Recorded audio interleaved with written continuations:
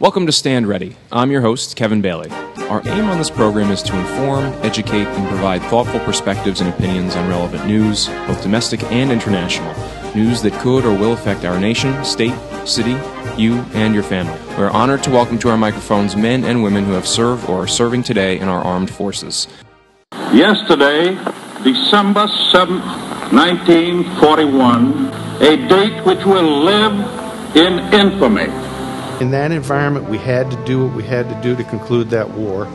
Everybody sitting at this table has known someone who was in a position where they were going to have to be a participant in the assault against the Japanese home islands if those atomic devices had not been used. Consider the battle in Okinawa, in which virtually every Japanese soldier on Okinawa perished, and most of the Japanese civilians on Okinawa perished, quite a few of them to suicide. Assault on the Japanese home island would have brought countless Japanese casualties, well more than occurred during the bombing campaign, both conventional and atomic, on Japan. The brutality of the actions on Peleliu and Okinawa for the 1st Marine Division are unfathomable, what they went through. And to every one of those guys, you ask them if we should have dropped that bomb, because they knew they were going there next. They were all like, God, I got on my knees and thank God that bomb dropped, so I didn't have to go to Japan. So you lose sight of that today. The great thing is that it was so horrible, admittedly horrible, that you have not used it again. You have to remember that Israel, unlike the United States has a no first use policy. The Israelis, given any indication that they are about to be existentially threatened as a society, will wipe out the Persian civilization. We as Americans are often put in a position on the international arena where people look at us as we talk about nuclear weapons, and here we're talking now about Iran as we get to that, and people will say, what gives you Americans the right to suppress someone else's nuclear ambitions? You are the only people on the planet who have used these type of weapons against other human beings. The second tower collapsed a short time ago. Begins with Al-Qaeda, but it does not end there. It will not end until every terrorist group of global reach has been found, stopped, and defeated.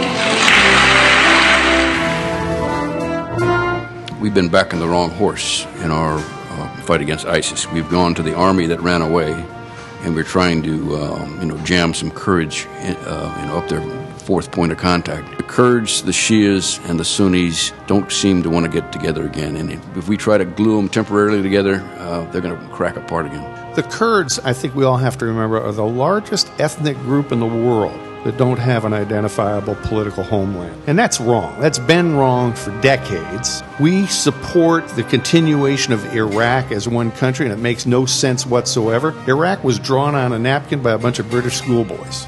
I'd like to see an Arab face on the fight against ISIS through an axis through Jordan.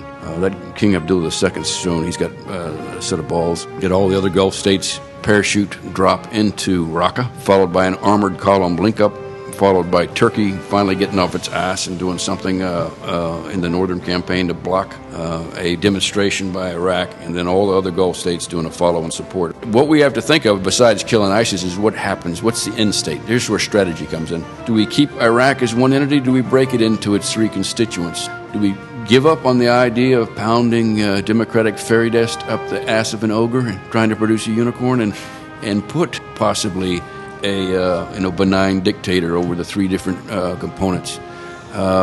Do we make Syria a Jordanian protectorate? It's been too easy for the President of the United States to throw young men and women around the world willy-nilly without the permission of Congress and the assent of the American people. We haven't had a declared war since December of 1941 against Japan and Germany. Congress has abrogated their responsibility, and America should not send its young men and women to war without a declaration from Congress. The North Koreans are hard to figure. Well, I should say they're actually very easy to figure. Their whole mode of action is simply to support the Kim family regime. So they will subjugate the rest of the 22 to 25 million people or so in North Korea in order to do that. If we have to plan war in Korea, we need to know that Japan is fully on board with that, because they will be targeted by the North Koreans if we have to fight in Korea. And when I say we, I mean we and the Republic of Korea, the South Korea, one of our staunchest allies on the globe. Japan, also one of our staunchest allies, but which for decades has been unfortunately restrained in their ability to plan for war involving the United States and North Korea because of their constitution. So it's about time for that to change. People and their societies don't change.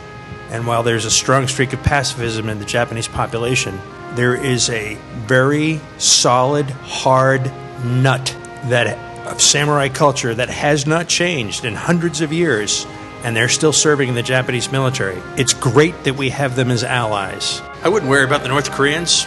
If there are any problems on the peninsula, the South Koreans will take care of them. Just like I'm not too particularly concerned about the People's Liberation Army in China. Until they learn to walk on water, they're not a real threat.